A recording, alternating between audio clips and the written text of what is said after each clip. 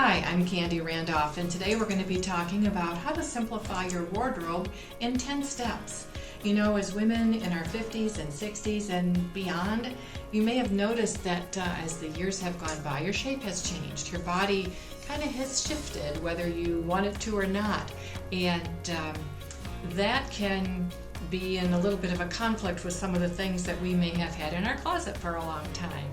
And for some of us, the thought of dealing with that, I've got so much stuff to go through, I don't know what I want to do with it, you just shut the closet door and walk away.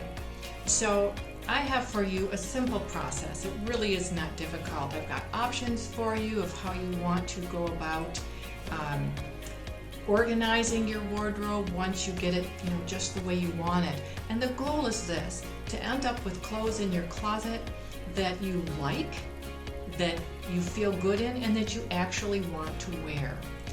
So I've got some practical and helpful tips for you. So go ahead, take a look at the video, look at these steps, put them into practice, and I'll bet you'll find that it's a lot easier than you think to organize your wardrobe and have it full of pieces that you really love.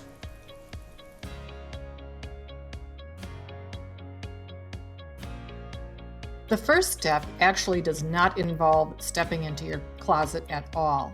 What I'd like you to do is take a few minutes to think about your current lifestyle, the types of clothes that fit into it the best, how maybe your lifestyle has changed, or maybe your climate has changed in the last year or so, because what's in your closet might not reflect how you live right now.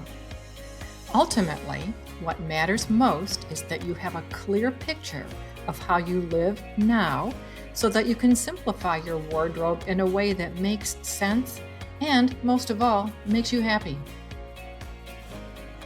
Step number 2 is to consider each piece individually. I know it sounds like a lot of time and work, but you do want to simplify your wardrobe, right? As you consider each article of clothing, ask yourself these questions. Do you still like it? Does it, speak to you? Do you want to put it on? And then, of course, we look at, does it fit you? Is it still appropriate for you at this stage of your life? So give it a little bit of an evaluation. Step number 3 is to have a try-on session. It might sound a little silly to you, but I know for me, when I went through my closet, there were some articles of clothing I hadn't worn in quite a long time. Do they still fit? Can I zip it up? Can I button it up? And so it's worth it to take that extra few minutes to make sure it's still going to work for you. Step number 4 is actually a question. Do you have a uniform? And before you say, well, duh, of course not, think about it this way. Do you have an outfit that you wear regularly? A favorite outfit? Clothes that suit your daily activities? Clothing that suits how you spend your time? I know I do. So think about that when you're looking at what you're going to keep in your closet. Is it part of your uniform? As you're going through each article of clothing, think about step number 5. If you're looking at something and thinking, yeah, gosh, I used to love to wear that, but it's just not going to wear. You've tried it on and you know that.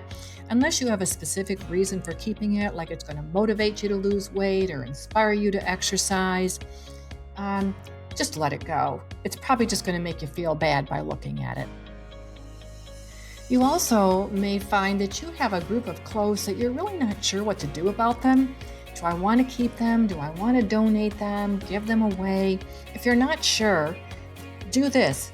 Take that bunch or group of clothes and put them somewhere else in your home where you can't see them every day. Wait a few months. Did you miss them? If not, then they don't deserve a place in your closet. Step number 7 is a piece of advice that I stumbled across a while back, and I thought it made a lot of sense. If you're someone who tends to overaccumulate clothes, set a limit of the number of hangers that are allowed to live in your closet. Say it's 30 hangers, so you have 30 pieces of clothing. If you're going to buy something new, then something has to be removed. It helps you to keep control and make wiser choices. Once you've decided what's actually going to continue living in your closet, Make things easier and simpler for you by organizing them by color, style, or function. Another way to organize your wardrobe is by outfits.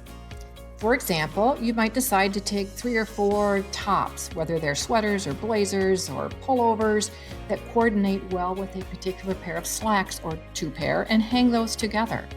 You could then further include accessories, scarves, vests, shoes. It requires some effort, but it might work really well for you. And then step number 10, and that is to fill in the gaps, but refrain from impulse shopping. Now you know what you really love, what you like to wear, what you want to wear. See if there are some pieces that might need to be acquired, but plan ahead. Think about your lifestyle now. Think about the climate where you live now, and choose carefully. So there you have it, how to simplify your wardrobe in 10 steps. It's not that hard. Evaluate, take a minute to think about your lifestyle, what's important to you, how you dress now. Go through each article of clothing in your closet. Try it on if you need to. Put it away for a little while if you're not sure.